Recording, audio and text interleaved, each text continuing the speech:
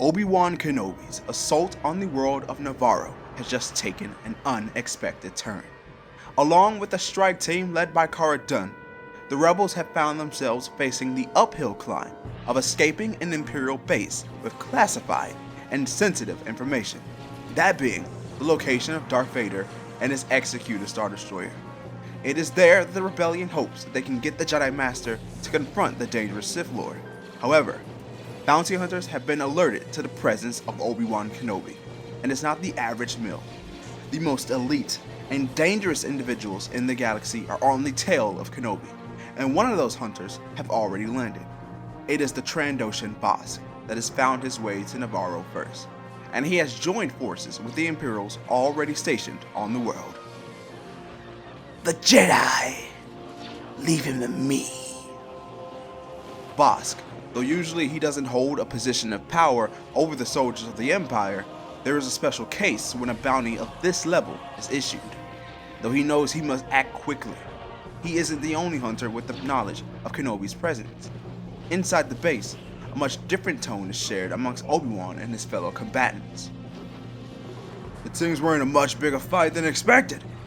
A soldier watching the security cams made note of the large Imperial presence gathering throughout the base. I saw Trandoshan too. No doubt that's a bounty hunter. Then they're here for me. I'll be able to handle it. You all focus on getting to that troop transport. Obi-Wan turned his attention to Cara Dune, who nodded her head to show that she was prepared for a fight. With that, Kenobi activated his saber, and they all charged throughout the base. Blaster fire erupted, and this time, the battle didn't prove to be as successful for the rebels. Some soldiers were taken out by blaster fire, and there was no time to tend to any that could have survived. The rebels continued forward, and the Empire did all they could to hold the line. While Kenobi and company fought against the Empire, it was on the ice world of Ilum that the children of Anakin Skywalker saw their destinies take completely different paths. In a spur of what could be reckless thinking, Luke Organa opted to follow a pair of stormtroopers to their base, with the assumption he could gather kyber crystals for his sister Leia, much quicker than originally thought. He walked as quietly as he could as he trailed the troopers to their base. Blasted, guess I'm going for a ride. Luke moved quickly in order to jump atop the elevator that took the troopers down into the base that the Empire had established. He was shocked to see the operation that the Empire had set up, though his eye was immediately captured by the sheer amount of cargo that was stored. He knew that there had to be enough kyber to power a dozen lightsabers twice over.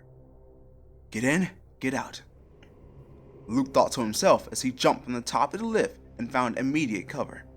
He surveyed the base around him and devised what he believed would be the best way forward, though Leia didn't have the need for such a rushed pace like her brother. Before her, within what was a grand Jedi temple in years past, was the key to her first saber. She reached forward, towards a solid wall of ice that shimmered, though only to her. Once her hand met with the ice, she felt a chill move through her body that was more supernatural. Voices whispered in a symphony as she pulled her hand back, and within it was what she had came looking for. A kyber crystal rested in the palm of her hand as she now turned her attention to the whereabouts of her brother. The worry only grew when she heard the echoing sounds of blaster fire and stormtroopers yelling out Jedi. Luke, what did you get yourself into? Leia ran off, concealing her newly discovered kyber crystal within her jacket. She followed a hollowed-out exit of the cave that led to a familiar design of an Imperial base. She was frozen for a moment at the sight before her, a world dying of an Imperial infection. She continued on, looking to see what predicament Luke had gotten himself into. She entered the base to see that Luke was doing his best to hold off an Imperial advance, yet it simply wasn't enough.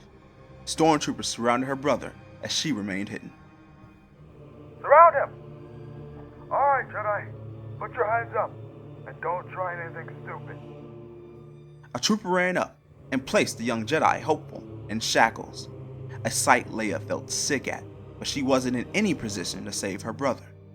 She ran back the way she had entered, the tears that poured down her cheek almost freezing as she returned to the ship. For a moment, she just sat there, alone for the first time in her life. Luke had been by her side for so much, but now he was in the clutches of the Empire. She didn't want to begin to think what they would do to him, yet she didn't have time to do so if she wanted to. She began to hear the faint roar of TIE fighters approaching, and she knew she needed to get out of there immediately.